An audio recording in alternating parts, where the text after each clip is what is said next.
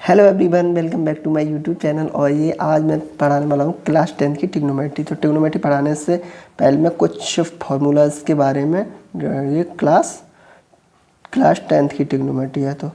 तो let's begin. सबसे पहले हम बात करेंगे पाइथागोरस थ्योरम से स्टार्ट करेंगे। पाइथागोरस थ्योरम क्या होती है? पाइथागोरस थ्योरम में क्या होता है कि एक आता त्रिभुज होता है ऐसा, ठीक है। तो इसमें तुम्हें दिखाई दे रहा है इसके दो कोण हैं, ये और ये 90 डिग्री का। ये रेक्टेंगल ट्रायंगल होता है, यानी समकोण त्रिभुज। समकोण त्रिभुज पे ही पाइथागोरस थ्योरम का यूज करते हैं। पाइथागोरस थ्योरम यूज करने के लिए देखो, सबसे पहले हम बात करेंगे पाइथागोरस थ्योरम क्या होती है। पाइथागोरस थ्योरम, ये जो बड़ी वाली भुजा होती है उसे हम बोलते हैं कर्ण, और जो छोटी भुजा होती है उसमें एक लंब होती है, एक आधार। और ये लंब और आधार चेंज होते रहते हैं, लेकिन कर्ण वहीं का वहीं रहता है, ठीक है। तो इसके सामने की जो कोण के सामने की भुजा ही लंब होती है। तो देखो सी के लिए ये है लंब, और ए के लिए अगर मैं ए के लिए लंब करूँ तो मैं इसको ना ऐसे पलट दूँ ना, तो ए के लिए अब ये कोण ए के लिए ये हो गया लंब और ये हो गया आधा। तो ऐसे ही धीरे धीरे बदलते रहते हैं और कर्ण एकदम फिक्स का फिक्स रहता है। तो पाइथागोरस थ्योरम क्या कहती है कि कर्ण का स्क्वायर जो होता है, कर्ण का स्क्वायर, जो कर्ण का जो मैं स्क्वायर करूँगा, स्क्वायर तो समझते हो ना, समझते होंगे अगर तुम 10th में आ गए हो तो अच्छे से। कर्ण का स्क्वायर एक लंब के स्क्वायर प्लस आधार के स्क्वायर के योग के बराबर होता है, ठीक है।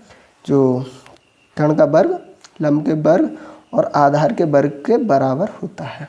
तो अच्छे से पाइथागोरस थ्योरम से ही हम समझ सकते हैं। देखो जैसे मैंने बोला, देखो सबसे पहले हम जो हमारी शॉर्ट ट्रिक है ना उसी से कर लेते हैं। देखो अगर तुम्हें फॉर्मूलेज याद रखना तो तुम्हें एक ना सीरीज़ में याद कर लोगे ना तो बहुत अच्छे से लर्न हो जाएंगे। तो सबसे पहले ट्राई करूँगा। देखो सबसे पहले हम sine theta cos sine theta sine cos tan sine cos tan cot sec cosec, इसमें थीटा लगा दूँ, थीटा है, ठीक है। तो इसमें ना, इसमें जो ये कोण मार रखा है मैंने, थीटा मार रखा है, इस वजह से मैंने ये थीटा की वैल्यू। तो इसके लिए देखो अब मैं इसके 6 फॉर्मूले बना दूँगा सिर्फ एक ही ट्रिक से। तो यहाँ पे मैं लिख दे रहा हूँ LAL का, ठीक है। इससे क्या होगा, देखो मैंने सीरीज़ में क्यों करवाए थे। देखो sine cos tan cot sec cosec, तो देखो सीरीज़ में याद करने से ये फ़ायदा है। इसको देखो हमने लिख लिया साइन, इसके ऊपर मैंने साइन लिख दिया, इसके ऊपर मैंने कॉस लिख दिया और इसके ऊपर मैंने टेन लिख दिया। साइन कॉस टेन, फिर क्या था कॉट, तो कॉट मैंने यहाँ से स्टार्ट किया, cos sine cos tan cot, फिर यहाँ से ये सेक हो गया और ये कोसेक हो गया। तो अब मुझे लिखना है साइन थीटा। साइन थीटा क्या होगा, साइन थीटा देखो साइन ये रहा, साइन थीटा के लिए मैं ऊपर का लंब और नीचे कर्ण है, तो यहाँ पे मैं लंब और कर्ण लिख दूँ, है ना आसान ट्रिक। कॉस के लिए क्या है, आधार बट्टे कर्ण, तो इसके लिए मैं क्या लिखूँगा, आधार बट्टे कर्ण। टेन के लिए क्या, लंब बट्टे आधार, तो लंब बट्टे आधार। और टेन के बाद कॉट के लिए मैं क्या लिखूँगा, कॉट के लिए पहले क्या आधार है ना, तो आधार बट्टे लंब हो जाएगा। सेक के लिए क्या करूँगा, सेक के लिए कर्ण अपॉन आधार, और सेक के लिए कर्ण अपॉन लंब। तो ये तुम्हारे 6 के 6 फॉर्मूले, ओवरऑल 6 फॉर्मूले।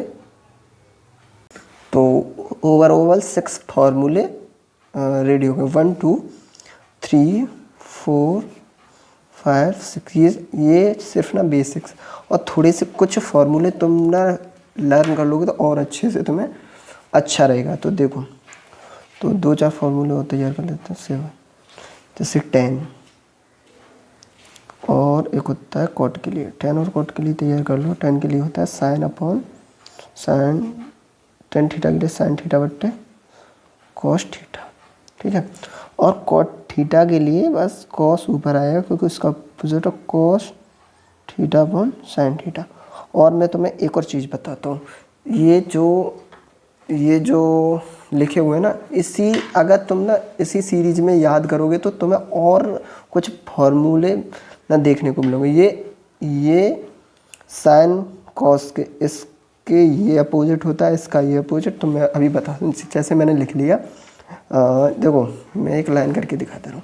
ये तो इसके अपोजिट होता है, ये इसके अपोजिट होता है और ये इसके अपोजिट होता है, यानी एक दूसरे के प्रोपोर्शनल होते हैं। जैसे मैंने लिखा साइन लिखा, ठीक है, साइन थीटा, ठीक है। साइन थीटा मैंने किसके अपोजिट बताया, साइन थीटा मैंने कॉस की तो बताया। देखो ये जो लाइन आ रही है तो मैं ऊपर 1 लिखूंगा, नीचे कोसेक लिख दूंगा, तो एक और तक फॉर्मूला तैयार हो। ऐसे ही अगर मैं कॉस लिखना है, कॉस थीटा, तो इसके लिए मैं इसका उल्टा कर दूंगा 1/sin। ऐसे ही ओवर ऑल ये तुम्हारे 6 फार्मूले तैयार हो जाएंगे। ऐसे मुझे बनाना कॉस थीटा का, तो 1/cos किसके अपोजिट, देखो यहाँ से ये कहाँ जा रहा है, सेक के पास जा रहा है, तो सेक थीटा हो गया। बहुत आसान है, बहुत अच्छे से समझ में आने वाला है। और सेक का मैं लिखूँगा तो सेक के किसके अपोजिट है, देखो उल्टा भी तो है उसके, 1/cos के।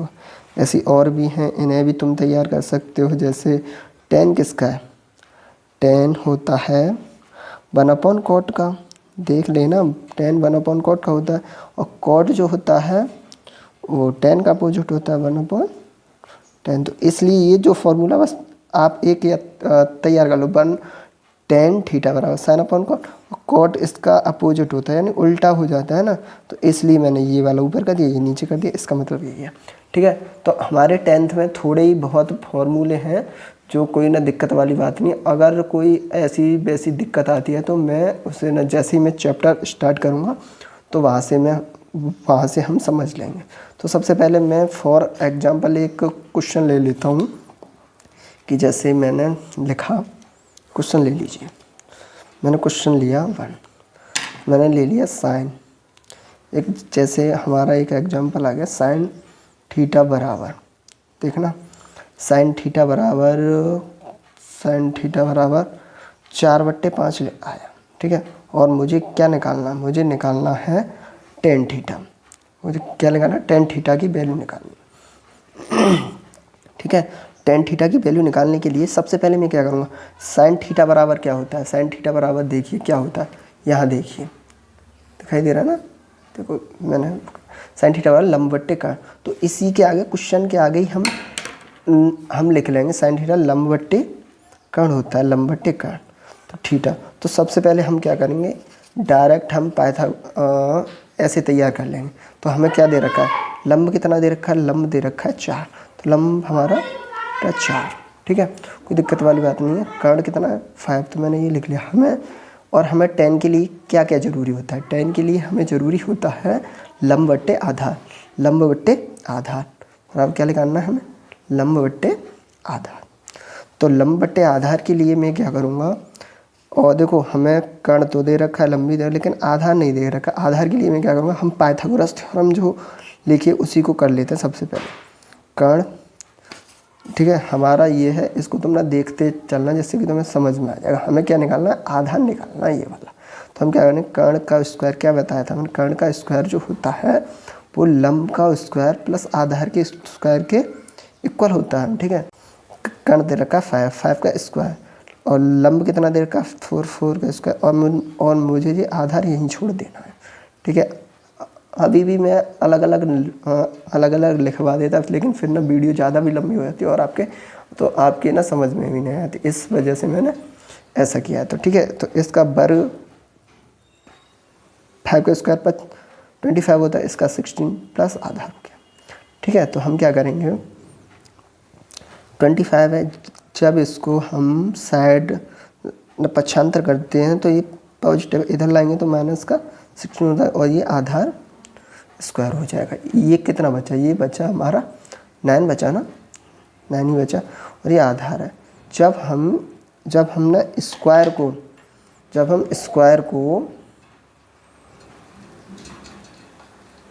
चलिए 1 मिनट, जब हम स्क्वायर को इधर लाते पक्षांतर करते हैं तो ये आधार रखे इस पर रूट लग जाता है, ठीक है। तो इससे हमें ये कितना होता है इसका रूट 3 होता है ना, तो आधार कितना हो गया, तो आधार हो गया 3, तो हमारा आधार। तो लंब कितना दे रखा था, लंब हमें 4 दे रखा था, तो मैंने लंब की जगह 4 लिख लिया, और आधार कितना निकल के आया, 3 निकल गया, ये 3 लग दिया, यही तुम्हारा आंसर हो जाएगा, है ना आसान। ऐसे ही बहुत सारे क्वेश्चंस आएंगे तुम्हारे, तो आप कर सकते हो। कोई दिक्कत वाली बात हो तो मैं अभी नेक्स्ट पार्ट बनाने वाला हूँ, इसके बाद मैं डायरेक्टली एक्सरसाइज स्टार्ट करने वाला हूँ।